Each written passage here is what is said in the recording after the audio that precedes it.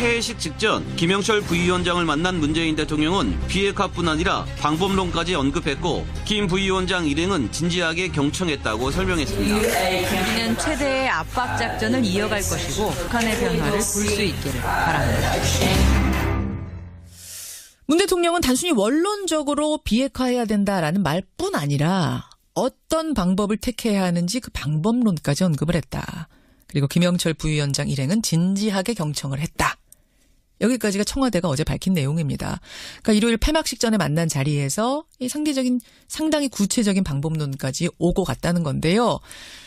북한이 그동안 비핵화를 거론하는 것만 해도 극도의 거부 반응을 일으켜왔다는 점에서 경청을 하고 미국과 대화할 용의가 있다라는 말까지 했다는 건 긍정적으로 보자면 굉장히 좋은 시그널이고 부정적으로 해석하는 쪽에선 원래도 대화 의지 정도는 있었다. 이건 그냥 그저 원론적인 답변일 뿐이다. 이렇게 해석할 수도 있습니다. 이분은 어떻게 보고 계실까요? 전 통일부 장관, 민주평화당 정동영 의원 만나보죠. 정 의원님 안녕하세요. 네, 안녕하세요. 우선 어제 폐막식 전 대화 얘기 나누기 전에 지금 김영철 부위원장이 온 문제를 가지고 국회가 멈춰 있죠. 예. 이거 어떻게 보세요? 굳이 김영철 부위원장이 와야 됐느냐? 이거는 우리를 골탕 먹이려고 하는 거 아니냐? 한국당의 주장은 그건데요. 겨울이 가면 얼음이 녹잖아요. 그렇죠. 얼음이 녹으면 냉전 세력은 물에 퐁당 빠질 수밖에 없습니다. 그래서 이걸 빌미로 왜냐하면 얼음이 꽁꽁 얼어야 빙판을 지칠 수 있잖아요. 예. 저는 시대착오적이라고 생각합니다. 도를 넘었지요. 얼음이 그러니까 녹을까 봐 오히려 좀 걱정해서 이러는 거 아니냐라는 생각을 하세요? 그렇죠. 말하자면 이제 수구 냉전 세력은 잘한다고 박수를 칠 것 아니겠습니까? 그런데 그런 식으로 친박 태극기 부대 단결해봤자 봄을 되돌릴 수는 없는 거죠. 수구냉전적 사고로는 보수가 부활할 수 없다고 생각합니다. 지금이라도 바깥 세상을 좀 열린 눈으로 보길 바랍니다. 근데 자유한국당 이렇게 말하더라고요. 다른 사람이 아니라 천안함 사건 당시 우리로 따지면 국방장관 같은 실무 총책임자 아니냐. 그런 사람이 어떻게 버젓이 사과도 없이 우리나라에 발을 디딜 수 있느냐. 다른 사람은 몰라도 그 사람은 안 된다. 이런 논리던데요. 이명박 정부가 국방부가 발표했잖아요. 민관합동조사가 특정 책임자를 특정할 수는 없다. 그러니까 김영철이 주역이다 이렇게 말하는 것은 추론이지요. 그리고 2014년도에 남북 군사회담에 북쪽 대표했는데 상대했지 않습니까? 앞뒤가 맞지 않습니다. 박근혜 정부 당시에 상대를 하지 않았다. 예. 그 부분에 대해서 지금 많이들 반론을 하세요. 아니 자유한국당 2014년 판문점에서 이뤄진 회담에서 그때 김영철하고 대화하지 않았느냐. 그때는 대화 상대고 지금은 안 된단 말이냐. 이렇게 얘기를 하자 한국당이 답을 내놨습니다. 뭐라고 했냐면 2014년에는 군사회담이었고 지금은 그게 아니지 않느냐. 그리고 당신은 북한이 이 사과를 할 것 같이 보여서 사과하고 평화로 넘어가기 위한 단계라고 받아들였던 거다. 어떻게 생각하세요? 자유한국당 입장이 중요한 게 아니라 김영철 위원장을 보낸 김정은 위원장의 뜻이 중요할 텐데요. 예. 현직 통일전선부 부장이지 않습니까? 그렇죠. 대남 정책을 총괄 그러니까 김정은 위원장 외에는 최고 책임자지요. 그리고 지난 1월 이후 지난 2달 동안 장관급 회담, 예술단, 응원단, 고위 대표단 온 과정에서 누가 총괄을 했겠습니까? 김영철 부장입니다.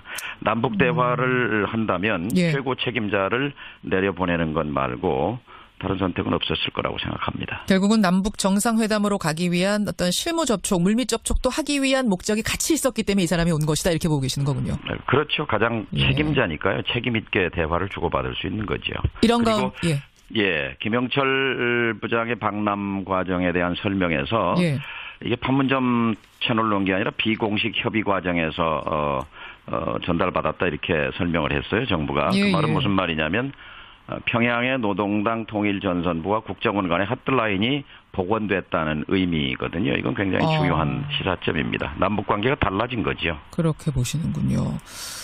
아니나 다를까 문재인 대통령이 폐막식 전에 김영철 부위원장을 만났답니다.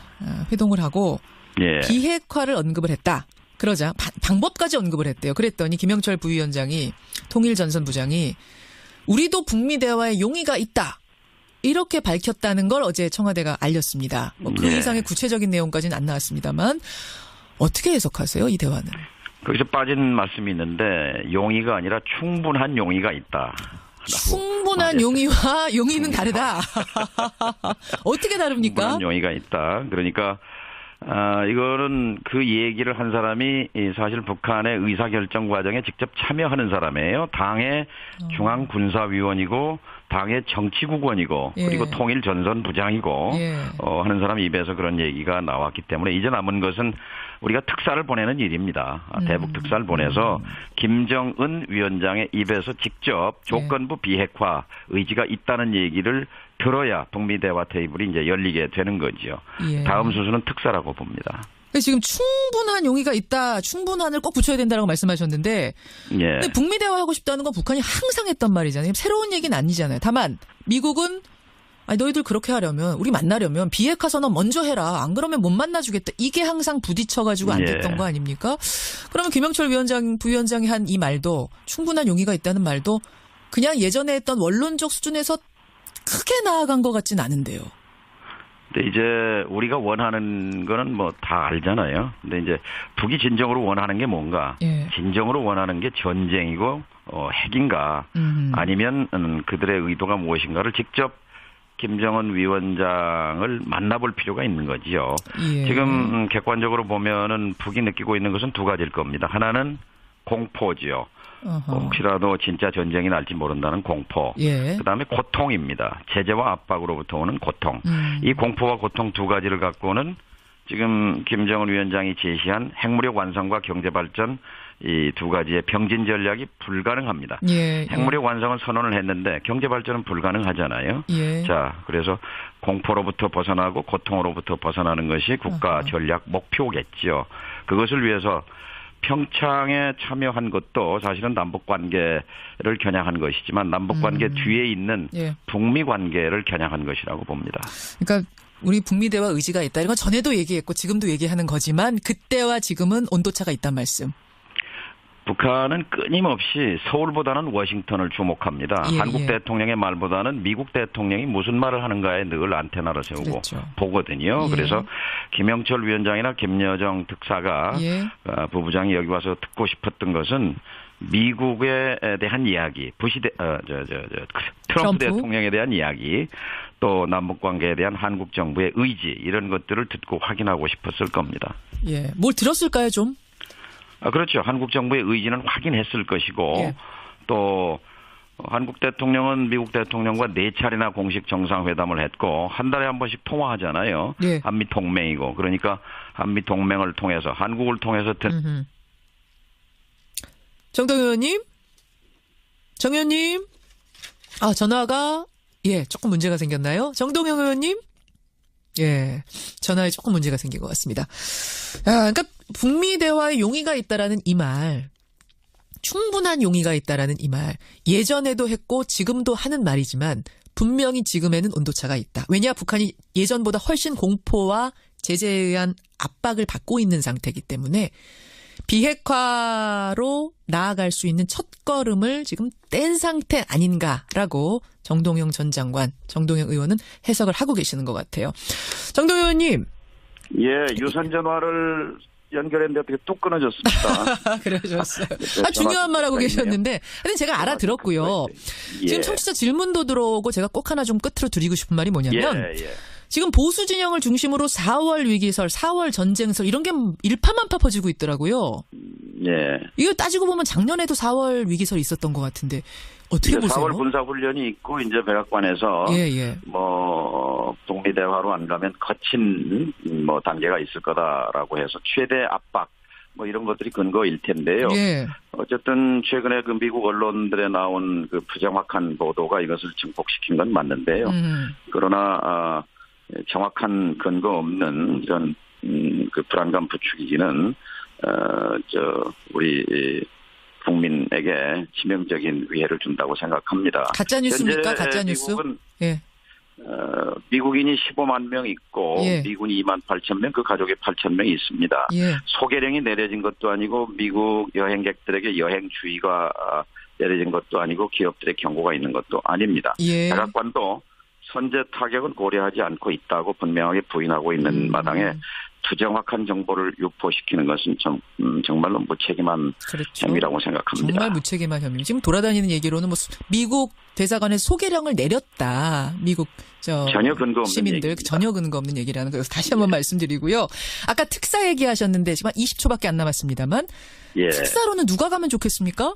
두 가지입니다. 하나는 김정은 위원장을 만난 사람이었는데 없잖아요. 그러니까 아버지 김정일 위원장과 만났던 사람이 중요하고 예. 또 하나는 문재인 대통령에 가장 가까운 거리에 있는 사람이어야 합니다. 그런 사람 있어요? 두 조건을 충족하는 사람은 서훈 국정원장이 적임자라고 생각합니다. 국정원장.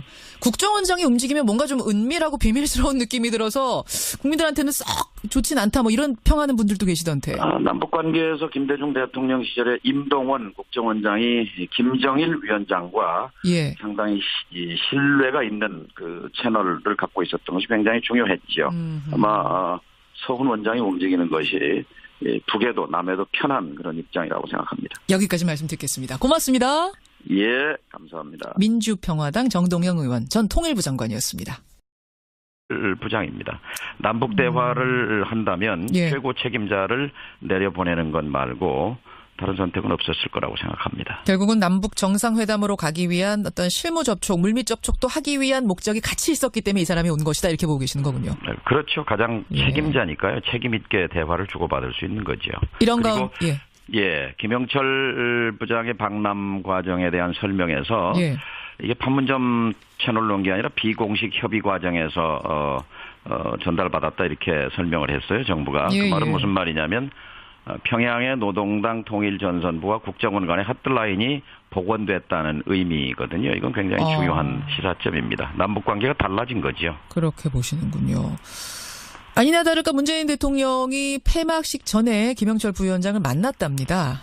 회동을 하고 예. 비핵화를 언급을 했다. 그러자 방법까지 언급을 했대요. 그랬더니 김영철 부위원장이 통일 판문점에서 이뤄진 회담에서 그때 김영철하고 대화하지 않았느냐. 그때는 대화 상대고 지금은 안 된단 말이냐. 이렇게 얘기를 하자 한국당이 답을 내놨습니다. 뭐라고 했냐면 2014년에는 군사회담이었고 지금은 그게 아니지 않느냐. 그리고 당신은 북한이 이 사과를 할 것 같이 보여서 사과하고 평화로 넘어가기 위한 단계라고 받아들였던 거다. 어떻게 생각하세요? 자유한국당 입장이 중요한 게 아니라 김영철 위원장을 보낸 김정은 위원장의 뜻이 중요할 텐데요. 예. 현직 통일전선부 부장이지 않습니까? 그렇죠. 대남 정책을 총괄 그러니까 김정은 위원장 외에는 최고 책임자지요. 그리고 지난 1월 이후 지난 2달 동안 장관급 회담, 예술단, 응원단, 고위 대표단 온 과정에서 누가 총괄을 했겠습니까? 김영철. 폐회식 직전 김영철 부위원장을 만난 문재인 대통령은 비핵화뿐 아니라 방법론까지 언급했고 김 부위원장 일행은 진지하게 경청했다고 설명했습니다. 우리는 최대의 압박 작전을 이어갈 것이고 북한의 변화를 볼 수 있기를 바랍니다. 문 대통령은 단순히 원론적으로 비핵화해야 된다라는 말뿐 아니라 어떤 방법을 택해야 하는지 그 방법론까지 언급을 했다.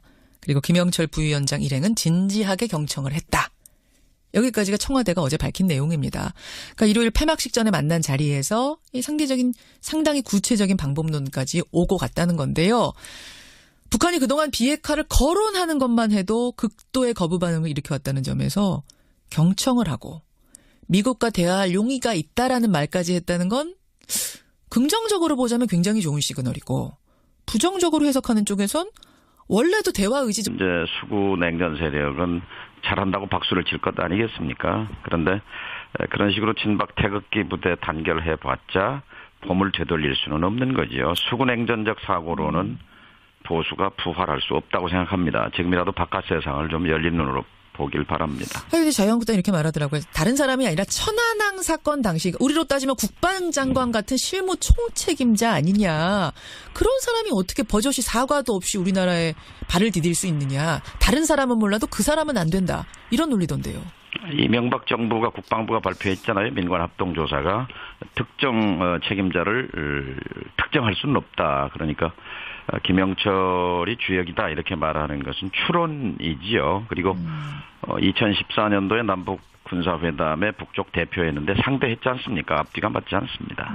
박근혜 정부 당시에 상대를 하지 않았다. 예. 그 부분에 대해서 지금 많이들 반론을 하세요. 아니 자유한국당 2014년 정도는 있었다. 이건 그냥 그저 원론적인 답변일 뿐이다. 이렇게 해석할 수도 있습니다. 이분은 어떻게 보고 계실까요? 전 통일부 장관, 민주평화당 정동영 의원 만나보죠. 정 의원님 안녕하세요. 네, 안녕하세요. 우선 어제 폐막식 전 대화 얘기 나누기 전에 지금 예. 김영철 부위원장이 온 문제를 가지고 국회가 멈춰 있죠. 예. 이거 어떻게 보세요? 굳이 김영철 부위원장이 와야 됐느냐? 이거는 우리를 골탕 먹이려고 하는 거 아니냐? 한국당의 주장은 그건데요. 겨울이 가면 얼음이 녹잖아요. 그렇죠. 얼음이 녹으면 냉전 세력은 물에 퐁당 빠질 수밖에 없습니다. 그래서 이걸 빌미로 왜냐하면 얼음이 꽁꽁 얼어야 빙판을 지칠 수 있잖아요. 예. 저는 시대착오적이라고 생각합니다. 도를 넘었지요. 얼음이 그러니까 녹을까 봐 오히려 지금 걱정해서 이러는 거 아니냐는 생각을 하세요? 그렇죠. 말하자면